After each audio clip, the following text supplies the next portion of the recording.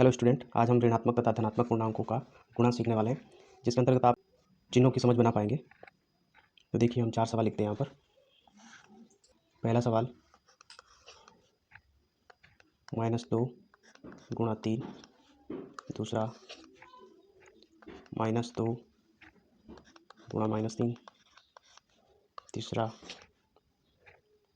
2 गुणा 3 और चौथा 2 गुणा -3। ठीक है, पहले वाले में देखिए आप कि हमने दो संख्या ली यहाँ पर और दोनों का गुणा करवाया। इसमें फर्स्ट वाली संख्या माइनस की है, दूसरी वाली प्लस की है।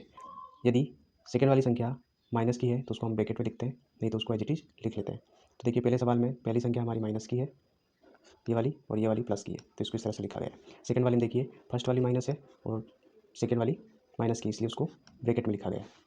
थर्ड वाली में देखिए, दोनों प्लस की है, इसलिए इसको एज इट इज लिखा गया है। चौथे में देखिए, फर्स्ट वाली प्लस की है और सेकेंड वाली माइनस की, तो माइनस की सेकेंड वाली माइनस की होती है, इसको हम ब्रैकेट में लिखते हैं। ठीक है, तो अब देखिए, इसको हल करते हैं हम। फर्स्ट वाला सवाल देखिए, दोनों संख्याओं के चिन्ह अलग अलग होते हैं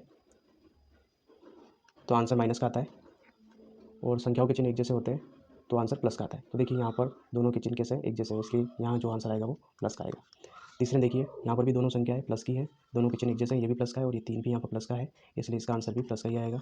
और चौथे में देखिए, दोनों के चिन्ह अलग अलग हैं, दो के आगे कोई चिन्ह नहीं, इसका मतलब प्लस है, ये प्लस है और सेकंड वाली संख्या माइनस की है, तो यहाँ जो आंसर आएगा वो माइनस का आएगा। ठीक है, अब सीधा सीधा हमें गुणा कर देना, जो सिंपल तरीके से करते हैं कि 2 का गुणा 3 से किया 6 आ गया, 2 का गुणा 3 से किया 6 आ गया, 2 का गुणा 3 से किया 6 आ गया, 2 का गुणा 3 से किया 6 आ गया। इस तरह से हमें चिन्हों की समझ बनाते हुए सवालों को हल करना होगा। तो देखिए, यहाँ पर फिर से 2 नंबर को हम कुछ इस तरह से लिख सकते हैं। 2 नंबर का जो सवाल है उसको लिखने का एक और तरीका है, उसको इस तरह से लिख सकते हैं। -2 गुणा का साइन हटा देंगे और सीधी संख्या लिखेंगे हम ब्रैकेट के अंदर -3। तो सेकंड वाले सवाल को हम कुछ इस तरह से भी लिख सकते हैं। इसका भी मतलब यही होता है कि -2 का गुणा -3 से हो रहा है, तो इसका आंसर आ जाएगा प्लस का 6। चौथे को भी कुछ इसी तरह से हमें लिखना है। 2 को लिख देना है, गुणा का साइन हटा के सीधा हमें ब्रैकेट -3 लिख देना है। इसका भी मतलब यही होता है कि 2 का गुणा -3 से हो रहा है और इसका आंसर आ जाएगा -6, क्योंकि दोनों के चिन्ह अलग अलग है। ठीक है, थैंक यू।